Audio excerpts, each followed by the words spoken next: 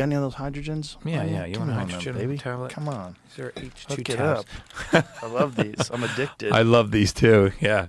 Explain to people what these are instead of...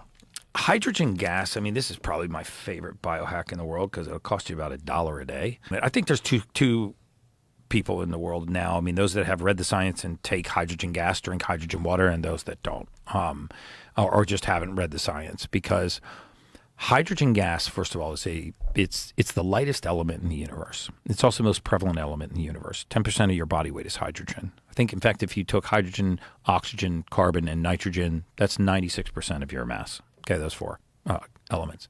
So hydrogen is about 10% of your body weight. And hydrogen is not just an antioxidant. It's a selective antioxidant. Right? So if you look at oxidative stressors like nitric oxide or superoxide or hydrogen peroxide, okay, so all of these oxidative stressors, they can be good in certain amounts. Like you need a certain amount of nitric oxide, right, in your body, but too much nitric oxide is bad. Too much hydrogen peroxide bad. Too much superoxide is bad.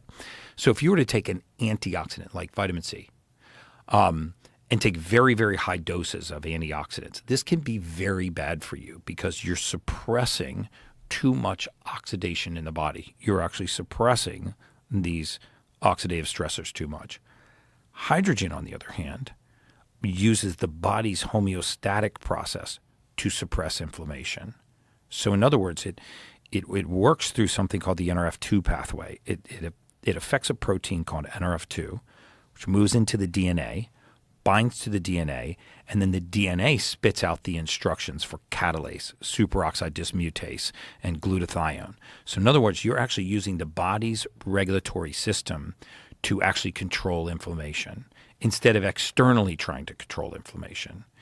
And the second thing it does is it targets the only oxidative free radical that I think all of the science points to as which is hydroxyl radical, having no use in the body. So it selectively targets that and regulates the rest of the inflammatory process by using the body's homeostasis. So I guess a very long-winded way of saying that hydrogen gas can go anywhere in the body.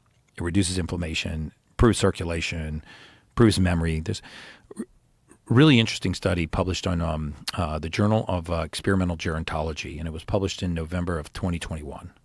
And most, these clinical research studies, they'll look at younger populations, like healthier younger populations. But this actually looked at a 6-month study on hydrogen water versus non-hydrogen water in 70-year-old and older folks. And they used something called TET2 to measure methylation. They measured cognitive function, sleep scores, sit-stand ratios, how well they're able to sit and stand, telomere lengths in their chromosomes.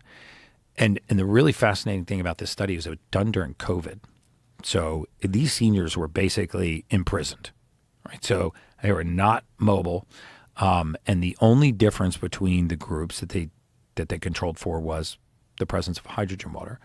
At the end of this 6-month period during the lockdown, the control group had lost 11% in their telomeres. The non-control group had gained 4%. They had better short-term recall, better cognitive scores, better circulation, improvement in cardiac markers, improvement in inflammatory markers like C-reactive protein. I think it's the greatest biohack on earth. That and like some sea salt and some amino acids, like a perfect amino. I mean, just covering your bases. I think those are your foundational basics for optimal health. And it's like delicious. Comes in good flavors and it's easy to drink. It's like a pain-free thing that you can do.